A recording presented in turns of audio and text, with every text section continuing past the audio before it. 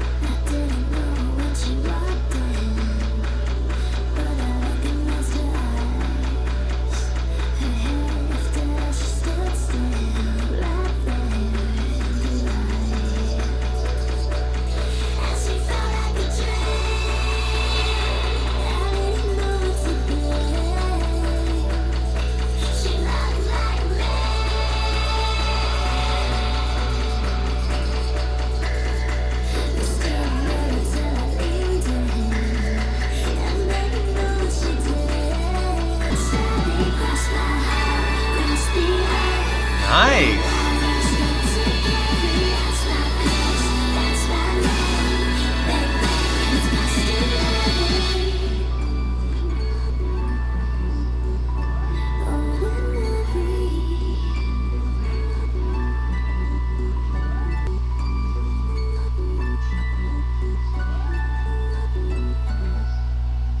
Okay, interesting.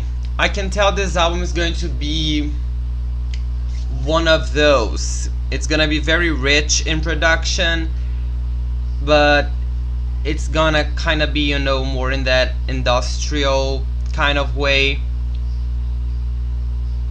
Not my favorite. I prefer something a little more cohesive, but I'm not against having this experience, especially with you guys. So yeah, I quite like the ending. I think it built up well. I'm not sure about her voice though. Not the voice, the way she sang. A bit like husky. Not quite sure, not quite sure.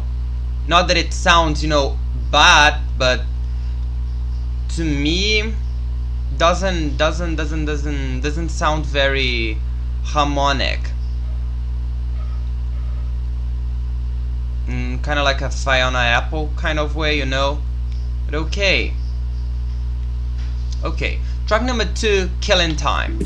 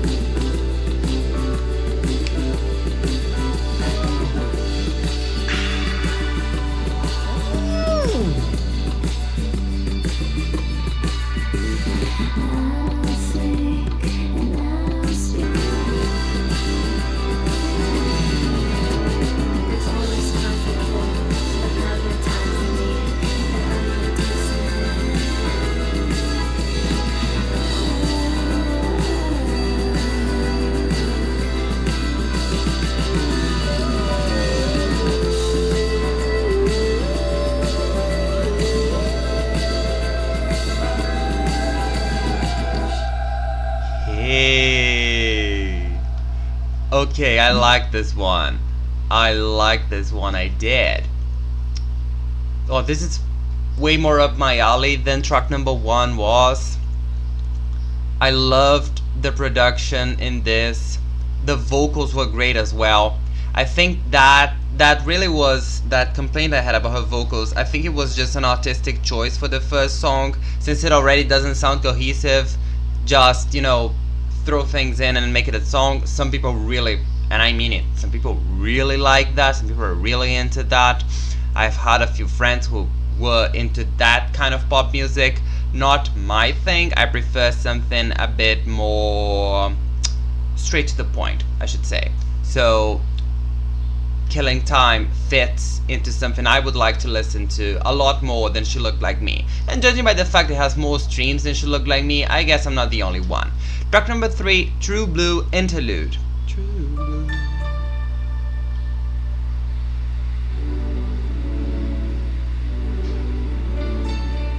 It's you, the purest you.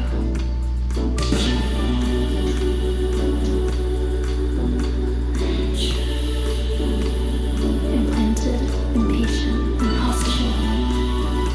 In memory, mirror, and membrane. Devices, nervous. It's here, imaginal disc. Say hello.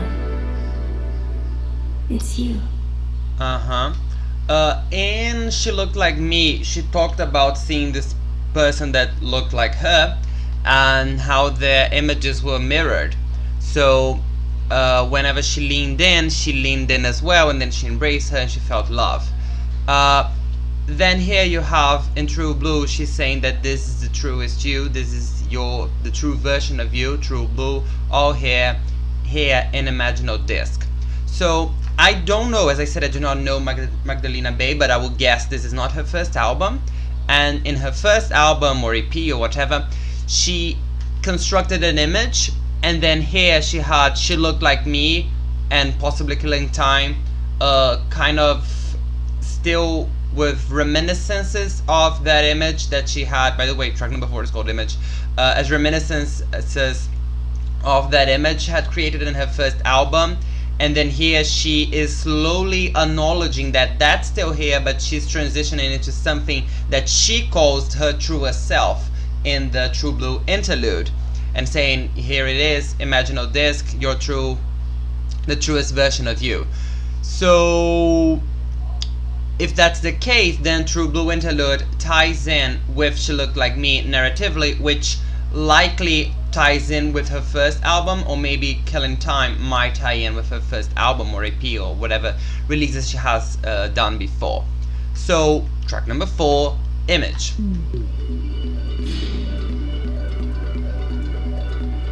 Interesting.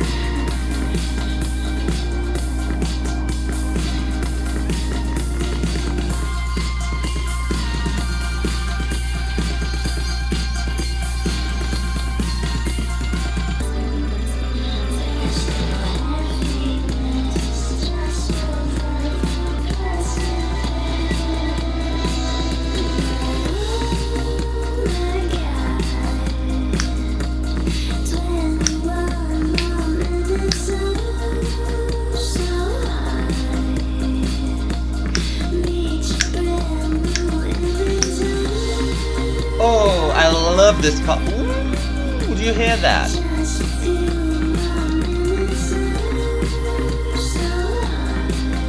She sounds so sweet, so enchanting, so hypnotizing, so enthralling. Yes. See, it really was a stylistic choice for track number 1 to sound like that. I respect it. Don't like it, but I respect it.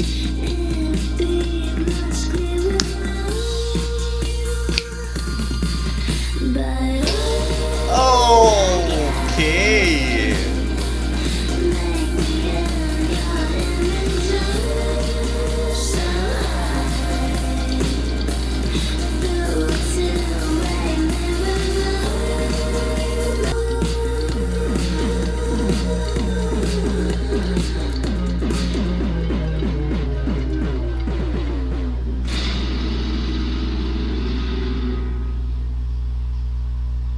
Meet your brand new image. See?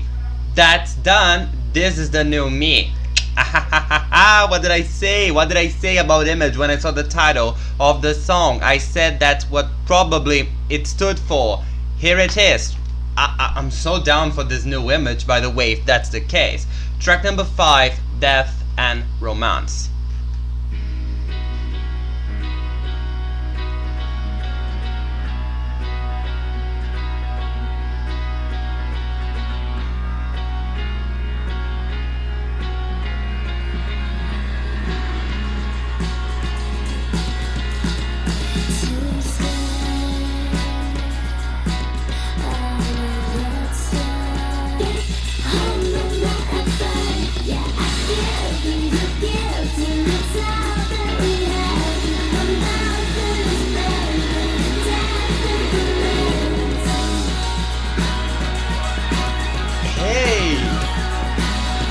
Oh, wait.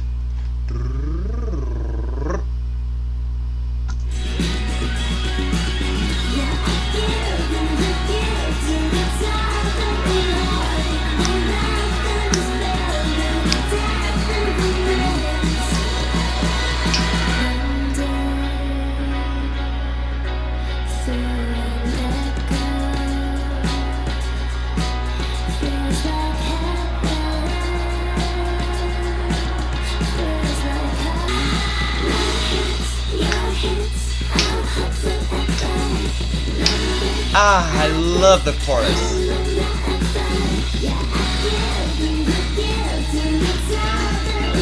Right here, right here. And give and you give. Ooh.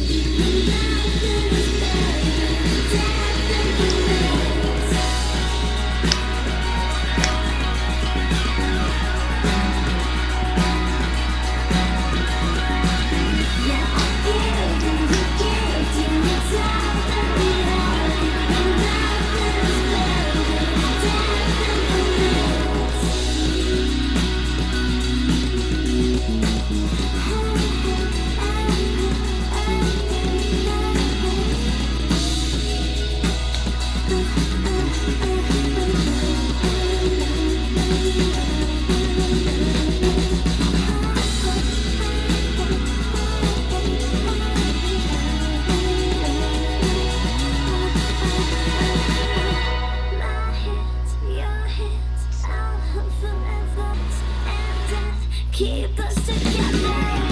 My hands, your hands, our hope forever.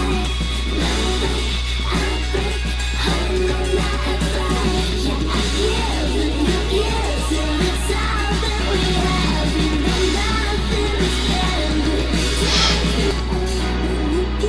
And you give till it's all that you have.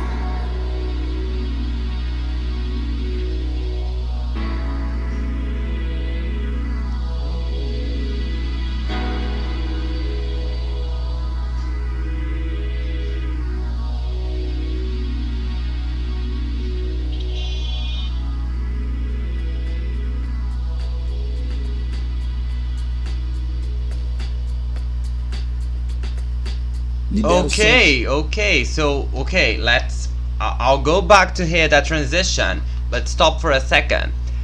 I also loved Death and Romance. I really do think this the new image of hers that she created in this album is quite fascinating so far. I see here Death and Romance was over 5 minutes. Did not feel that long. Felt just as long as Image. An Image is 1.5 minutes shorter. A testament to the quality of a song. I always say this. It's not about the length, it's about what you do with the length. If you know how to work a great song, if you know how to work a big song, you can turn it into a great song. But not every big song turns out a great song, because sometimes you do not know how to work with it, and it just sounds incredibly repetitive. And we have had some examples of it in this channel, but not the case at all for Death and Romance. Really big fan of it. Track number 6, Fear Sex. Let's listen to the transition. Go back to the ending of Death and Romance.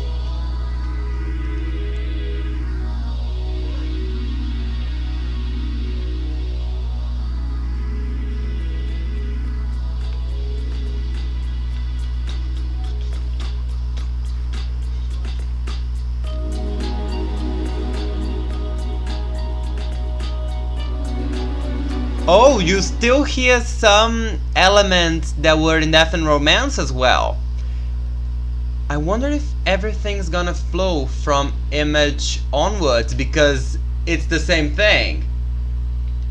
Oh, if that's it.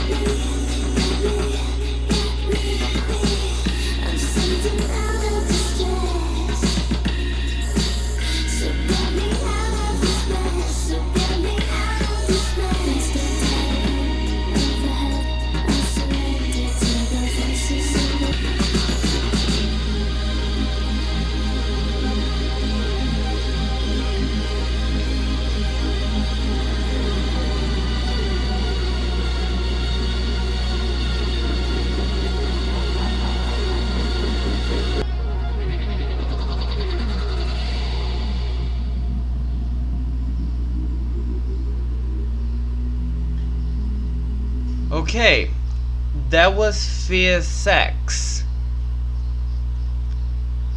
I guess since it tied in sonically with Death and Romance, it's kind of like the B-side, you know, Death, Fear, Romance, Sex. Unfortunately, maybe because it was only half the length of Death and Romance, it didn't really progress, or rather I should say didn't really evolve into a song even half as good as Death and Romance was.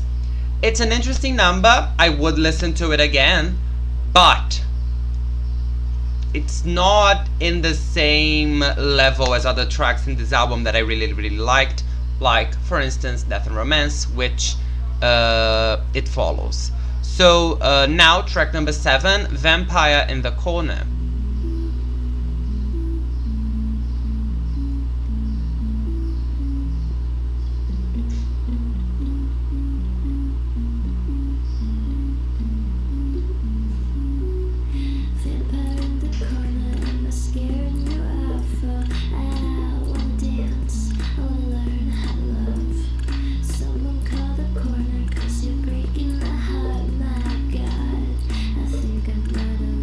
Too much.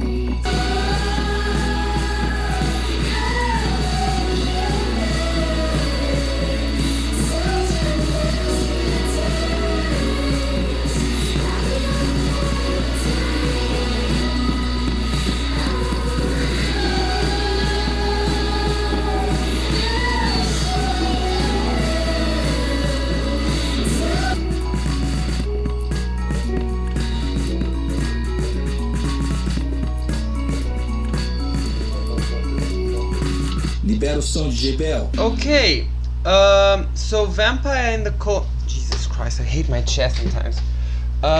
Vampire in the Corner, I guess, also flows into the next one. It ended too abruptly not to flow.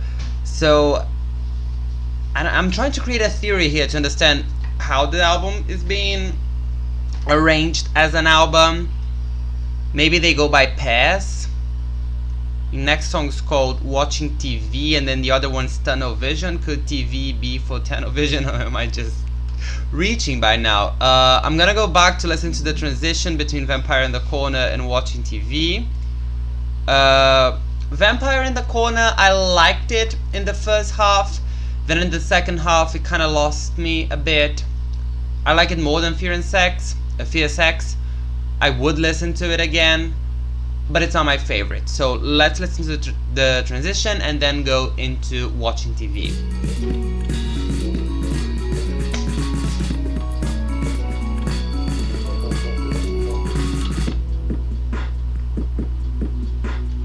Okay.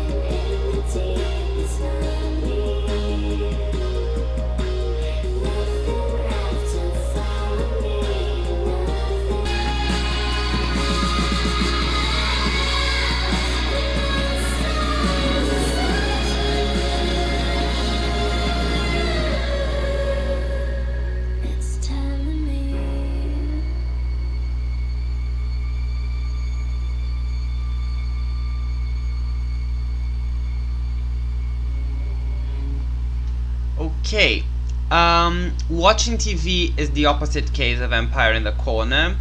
I like the second half more than I did the first one. Given one flows into the other, that's likely because the first half of Watching TV is connected to the second half of Vampire in the Corner. I think Watching TV also flowed into Tunnel Vision. I didn't notice a cut. So I wondered if Tunnel Vision is gonna expand on those elements of the second half of Watching TV, which I liked. Not quite, but I liked.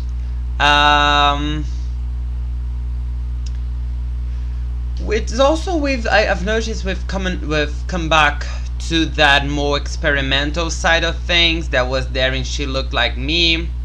Again, not really up my alley. I'm here very much open-minded, open-hearted for it, but it has not done much in terms of changing my mind on these elements. I much prefer the sound she was doing in Image. That's far more palatable for me, and in the synth pop kind of way, which is what this album is, allegedly, I think that works better as well. It's more entrancing, it's more captivating than this. But if you're after an experimental, not hyperpop, but an experimental pop, alternative album, something like that, then I'm sure this is your cup of tea. So yeah. Track number 9, Tunnel Vision. I did not say, but we're over halfway through the album.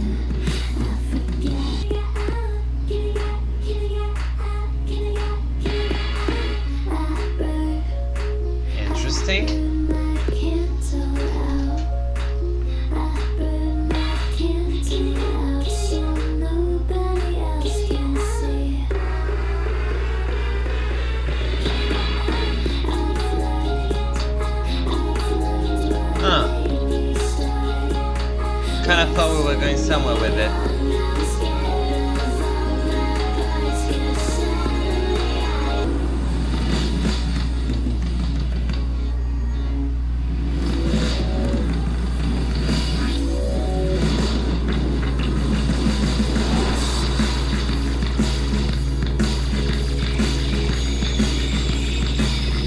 Okay.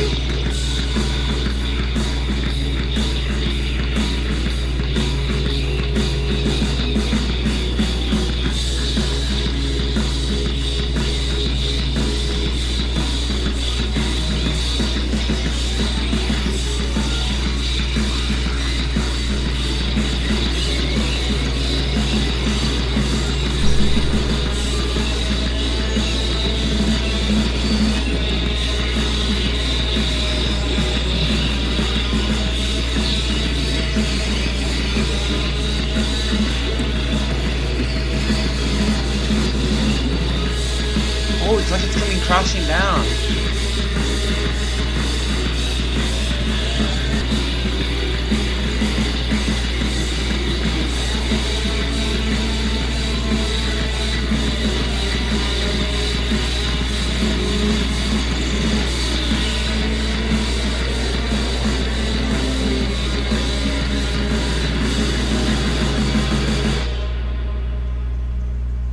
Well, that was great. That last minute and a half is among the best moments of the entire album. What a shame the rest of the song just did not follow it. It's really a shame. I really like that. That's what I think the album had been missing. Something to captivate me, something to get me, something to enthrall me. It's not a synth pop album. It's an album with synth pop elements. Whenever they do take these elements, I'm very much into it because I feel that enthrallment, that entrancement that synthesizers have with me. Synthesizers are one of my favorite instruments because I'm always captivated by them. And so synth pop ends up being one of my favorite genres, precisely because of this element. Here, you have the elements, you do not have the entire song, unless it's songs like Image, for instance, which remains my favorite song in the album exactly because of it. You have this articulation between the synth and the voices and the melody and everything just, just goes so well.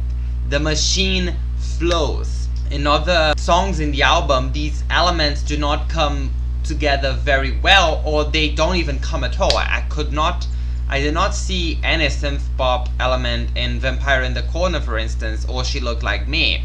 And then the machine stops. So, yeah, that's some of my feelings as we're halfway through the album. These are some of my feelings regarding it so far. It's been a good album. I can see its good elements. I can see it as a good album, but it does not get to me. And when it does get to me, it's usually because of the reasons I just stated. Now, track number 10, Love is Everywhere.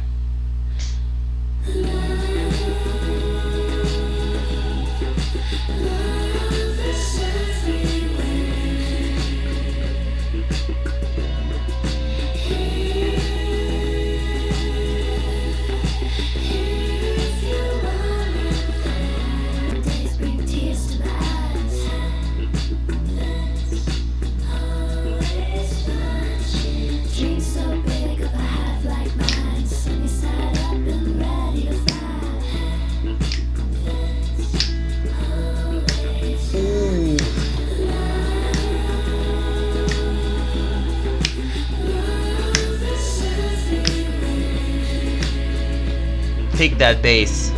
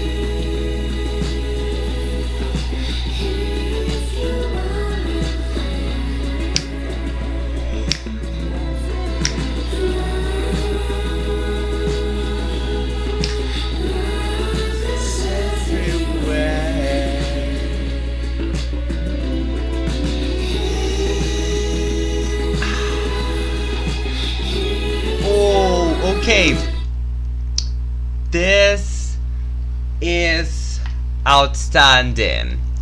This is outstanding. This right here, this is one of the richest songs in the album.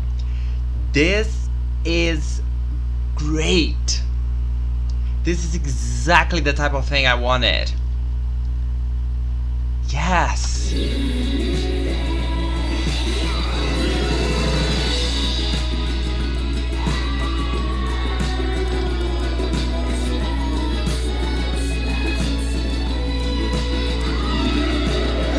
The voice. Oh.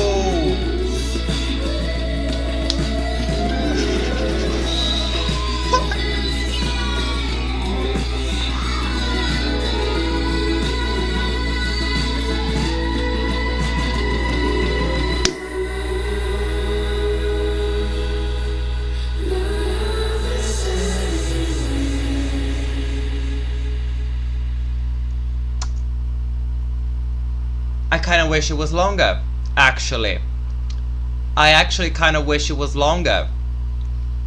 I feel like that ending could have been repeated like 3 or 4 more times. Going higher each time. Oh, okay, no. We get what we get, and what we got was the best song in the album. I like it better than Image. I do.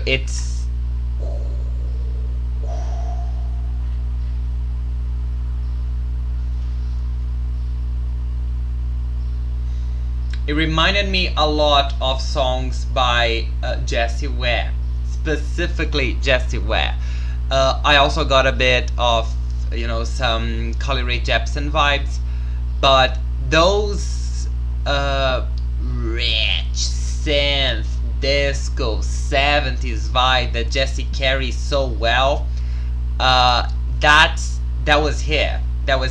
These days, What's Your Pleasure turned 4, right? And I saw someone comment on the post that Pop Page I follow on Instagram did, celebrating the 4-year anniversary of What's Your Pleasure. The guy said it was the older, richer, what was it? The older, richer, more stylish cousin, aunt of future nostalgia, and that's exactly it. It's those rich, glossy, silky pop sounds that carry the album. That's exactly the vibe I got listening to Love Is Everywhere. This song is sultry, it's rich, and it's sexy. I have to take off my sweater because I got affected by the song. It moved me in a good way, in a way no other song in the album had so far, and in a way especially lately that hasn't been. I'm afraid, I think my hair is a mess. That hasn't been done here. Not until Death and Romance, at least, but definitely not until Image, but this took me to the next level. I think it's the best song in the album, and it's probably gonna be hard to top because it's one of the best songs of the year. Track number 11, a little interlude, 58 seconds, Feeling Disconcerted. Oh, disconcerted, got you.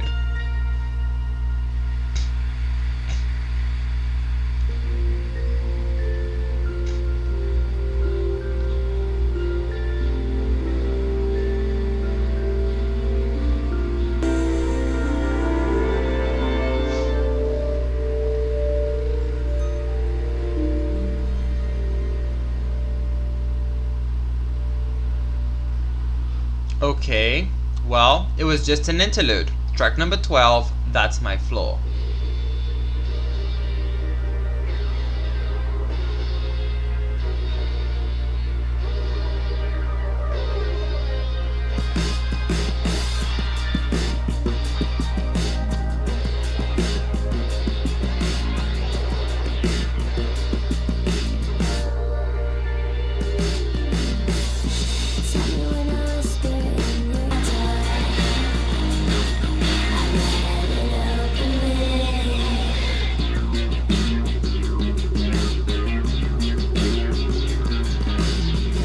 Okay.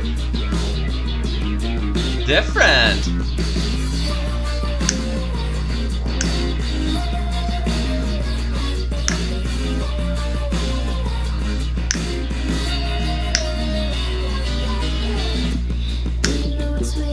Okay, it's a lot more rock and roll than any other song in the album, but it's done tastefully. I like it. Let's keep listening.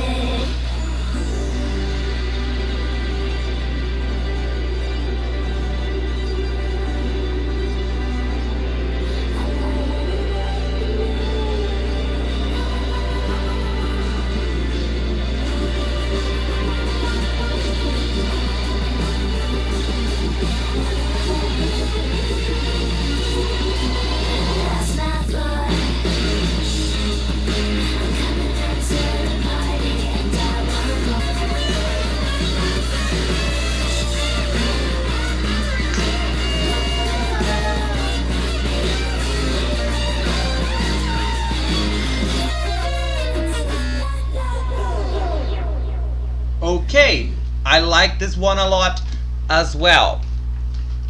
Okay, we're back. We are back. We are so back. Track number 13, Cry For Me.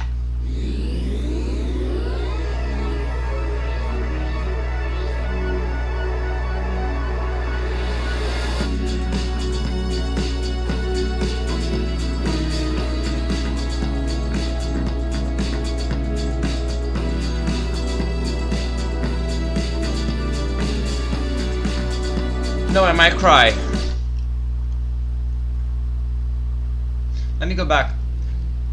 Let me go back to the beginning. Sorry, just a second.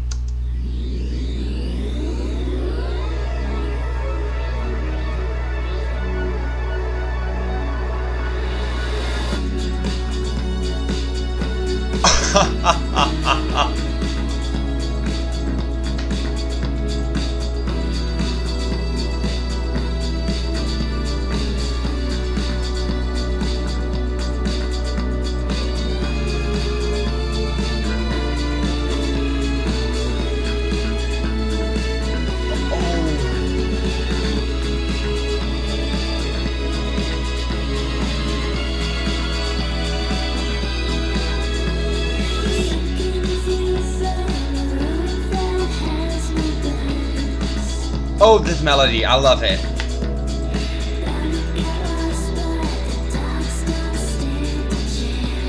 I'm all for it. Come on.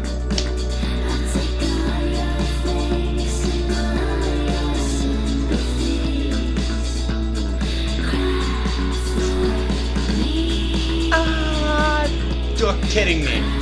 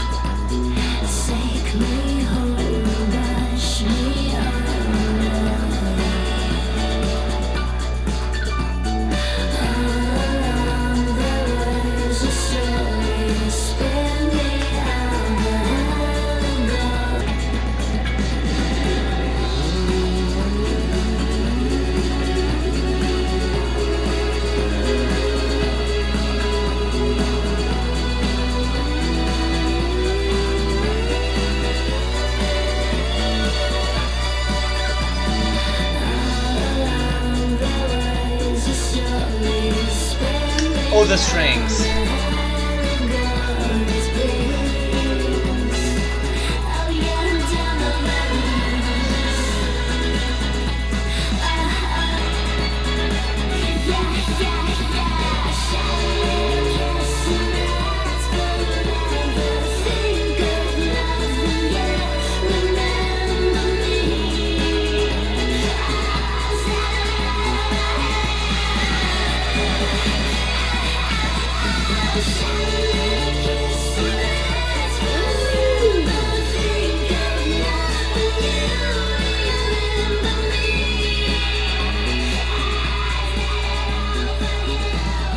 Oh, a fade out. Interesting. Well, the 70s vibes are all in with this one then. It's the first fade out we have in the album.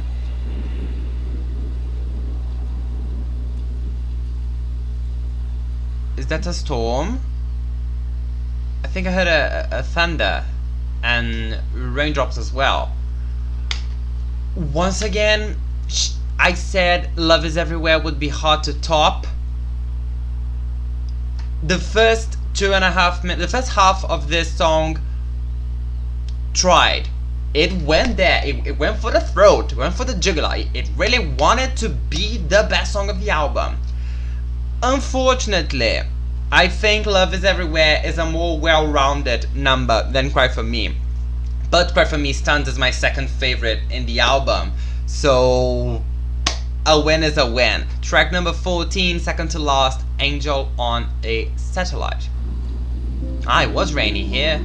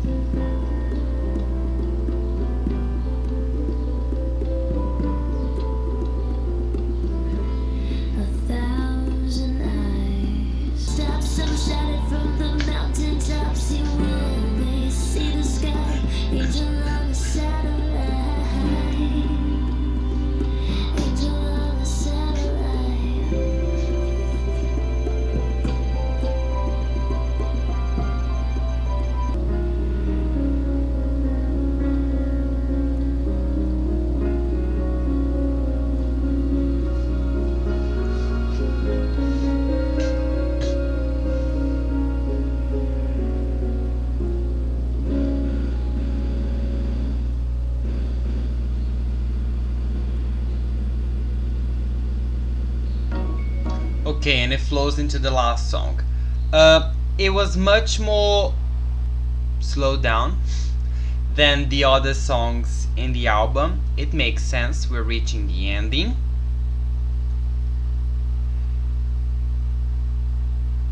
Is it something I enjoyed? Not particularly. Might be my least favorite song in the album. I don't know. In any case, it's not in the same level as the three ones we heard before. Love is Everywhere, That's My Flow, and Cry For Me. They're on in a league of their own. Now, next track, last track, track number 15, The Ballad of Matt and Micah. Mika? I don't know.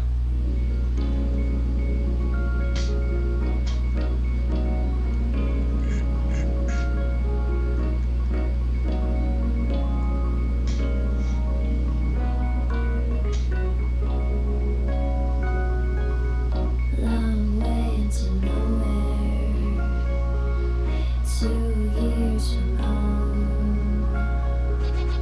Most days I feel nothing. That's why I'm the greatest. I keep shining the sun.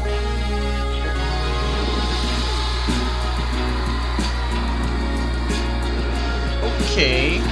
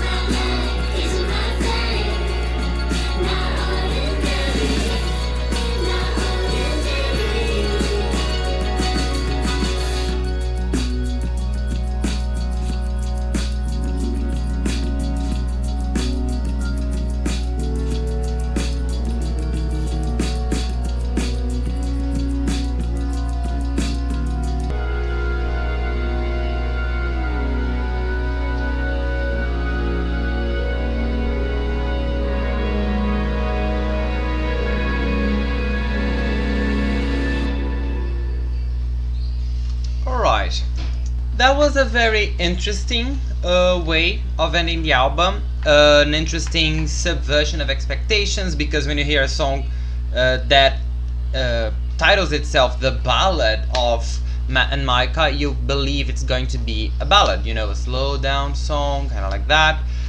But it's not. It's quite upbeat, as upbeat as you can go with a ballad.